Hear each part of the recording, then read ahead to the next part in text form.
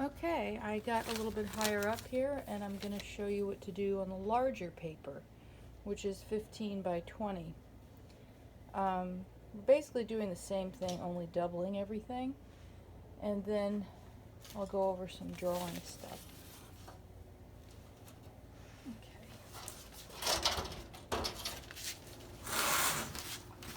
Alright, so we have 15 by 20.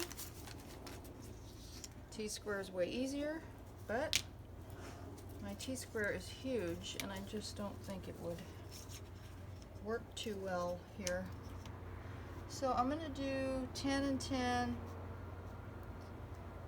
and then in between the 10s, 5s.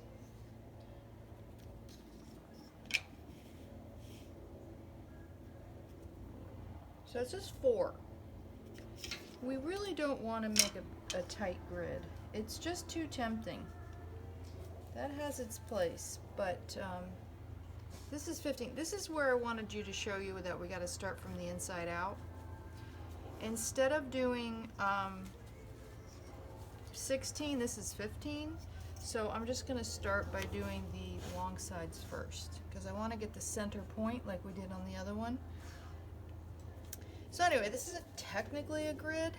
It's just a loose blocking in, because once you get off, once you get lost in your drawing, it's really difficult to get it back. And it's a structural key that you can continue to use throughout as you go, because things do get off.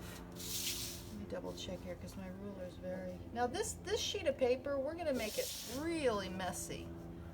This is just sketch paper.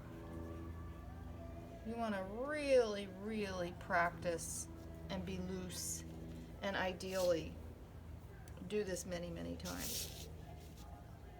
Because, you know, you can spend hours and hours and hours on something and then throw it in the garbage, and that's a very important period of time, because you've literally trained your brain to be aware of what your subject is and the relationship you have to it. And every time you look at it, the more surprised you can be. And it takes a while. Like if someone needs help in a painting and I go over there and I start painting, I'm looking at their subject, I'm working on it, and I think I've already seen obvious problems and just kind of working through it. If I stay there long enough, all of a sudden I see things. But if I don't take that time, you miss it and you're kind of trapped in the obvious. So this is kind of a block out way, the beginnings of getting to know it. So instead of starting on the edges here, I'm going to go up, since this is 15, and instead of doing directly 1, 2, 3, 4, I'm going to start in the middle. So remember, this is 15, so instead of doing 8 in the middle to get to 16, I'm going to do 7 and a half. I'm going to make sure my paper is that. Yes. 7 and a half down the middle line. Now you have your center. And that's key, because that's going to be the one that gets you to line up with that other paper. I'm going to do 7 and a half again. If I had a larger yardstick, it would be easier to do, but this is what it is. The reason we're starting in the middle is because we don't want to make the squares too off. If we start in the middle out, we can start from the picture out. Because we're going to lose a sliver of the composition, but we don't want to lose it on the wrong side, or, you know, or forget to lose it and then it gets squished in there. Alright, so 1, 2, 3, 4, 1, 2, 3, 4. I'm going to do one more just to link up with that picture. And remember, since we're starting from the inside out, you don't want to start on the edge and go in, because this is 15. So we have to divide this into 4. And so we need 4, 8, instead of 12 and 16, we're doing 4, 4, 3 and a half, 3 and a half. So instead of dealing with those weird edges, just go to that center point and go out 4. Go to the center point and go out 4. Do the same here. and 3.5, I mean 4, sorry. Ignore that. We're just doing 4 out from the middle. Now we're good because these are uniform. So I'm not worried about the sides. They're going to create themselves. I know they're 3.5. I know that they're narrower than there because of the scale of the print being 8 by 10.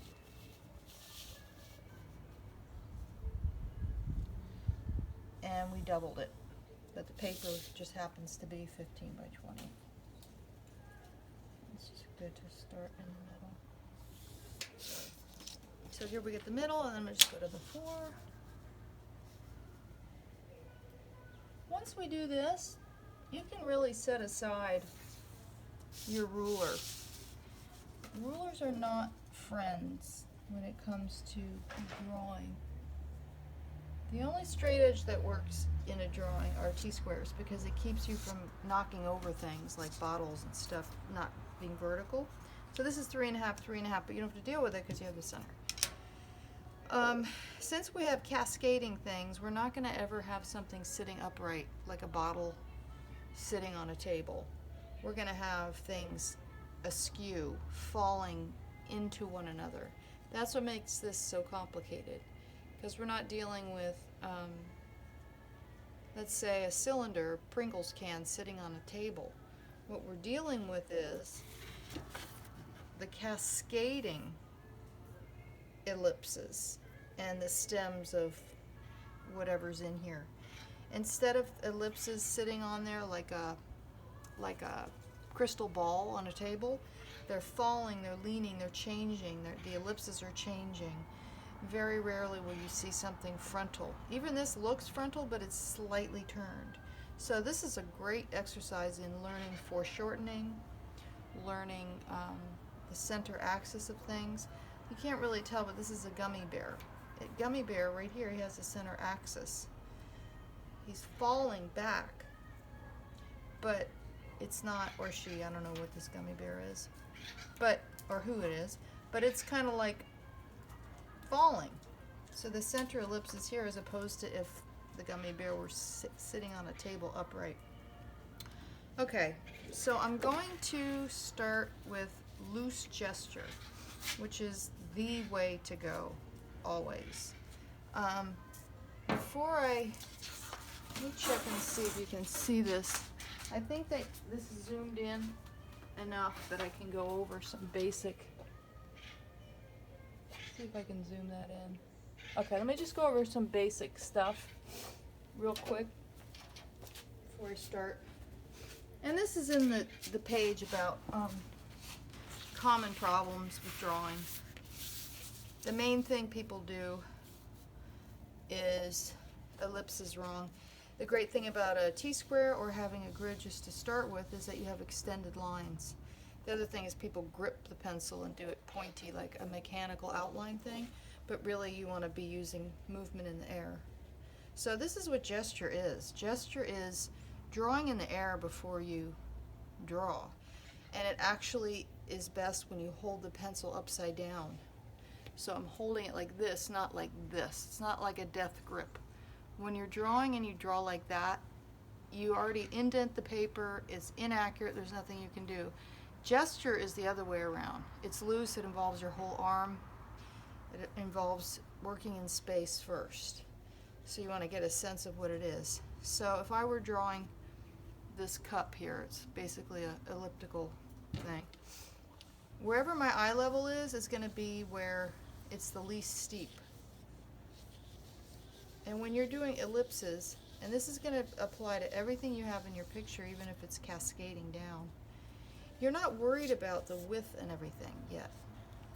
You're trying to figure out where your eye level hits, and things get steeper as they go down.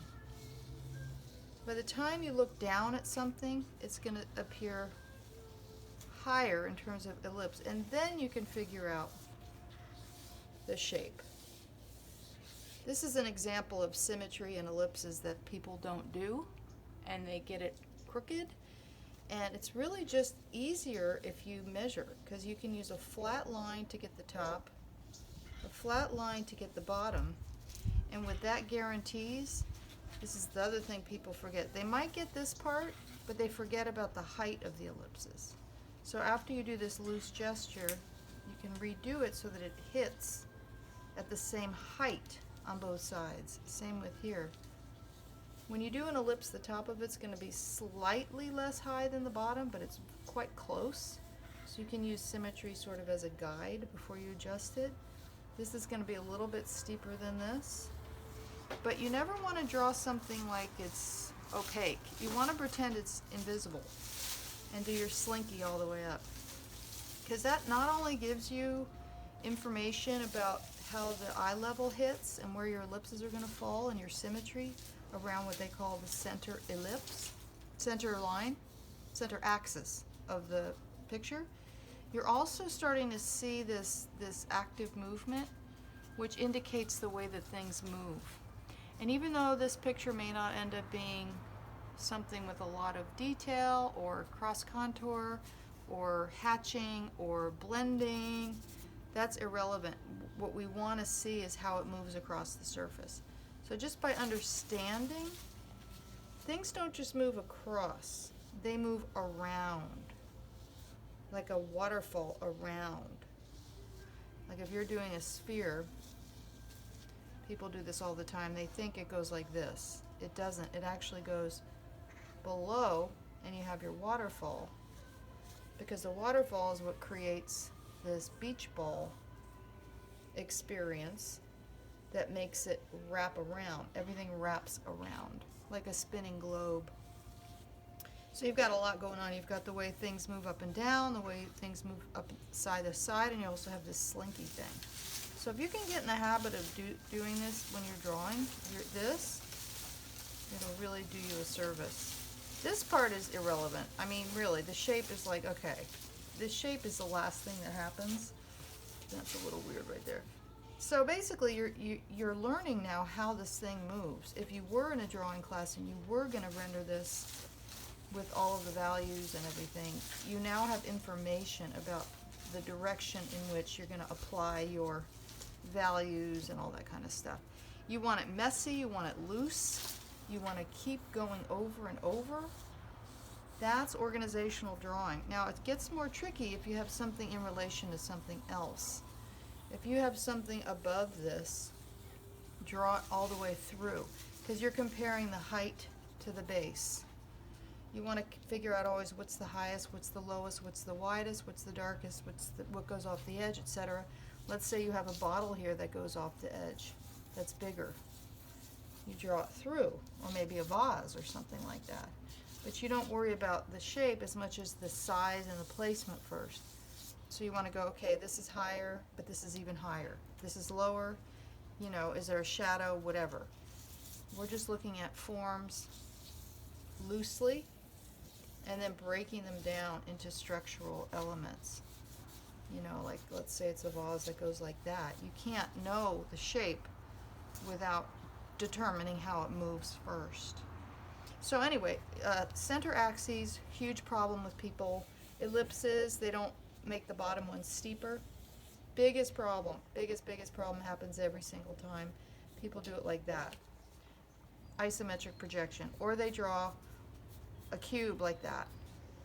We don't want that, we don't want that. Everything's flat on the top. So let's say you have a gummy, one of those rectangular gummy candy things. If it's facing you front, which is rare, it's like that. I actually have one in there that looks like that. I'll show you. But if it's turned at all, it's going to go down and up in some way. And as it goes down and up, this has to be narrower on the top, linear perspective. So even though these are like common problems and they don't look like they're in our picture, they are. You have to find the invisible segment, you have to draw everything as if it's transparent. So we're going to be dealing with all the things that I put on there that are common problems, which are linear perspective. This has to meet that, has to meet that. This has to meet that, has to meet that, and they have to meet at the same level. Even when they're laying down, we have to figure out the way that those things move. That's why this is such a complex project. The other thing is the center axis, symmetry, ellipses, very common problems. All right.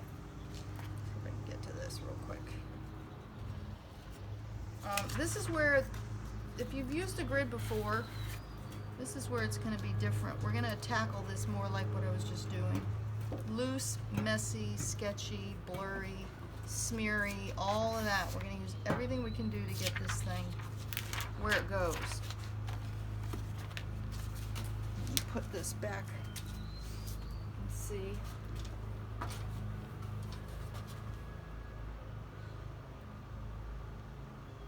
Okay. So I can put that right above. Put this here. You want to have your source really nearby.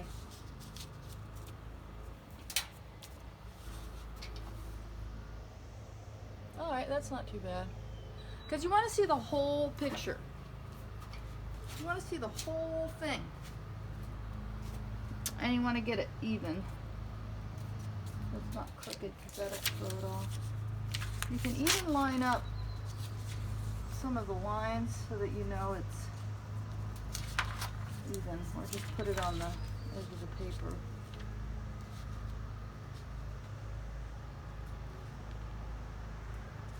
Oh, it's pretty good. All right, so ideally you're on the wall doing this. You want to go like this and be super loose. This is not about breaking each little rectangle into that. We have a sense of where things are, and I can start from the middle out because I'm going to end up losing. You can even go like this a little bit because some of this you're going to lose. If you're worried about it, use a piece of tape, but I know that I'm losing a 1/2 inch on either side in this picture, so the 1/4 inch there, but that's just a mental note. So here I want to start with, I'm going to start with this circular shape. This just gives me a guideline for where it's going to go, but it's real gestural, upside down, loose, general placement, and then we want to find diagonal movement. How does this fall?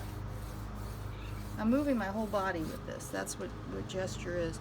There's so many details in here that if you start getting all up in there with the little triangles and where they go, it's going to look so bad because you're going to have all these weird pizza pie shapes that you just made up because you saw them and you put them. But we want the structure. We want the structure. This here is that thing.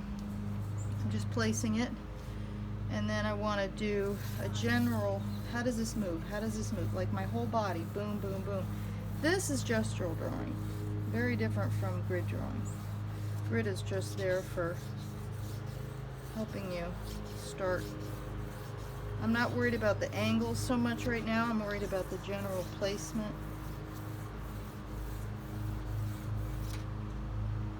And moving your arm in the air is really helpful first. If you get really off, you have that as backup. There's a stripe here. Goes like that.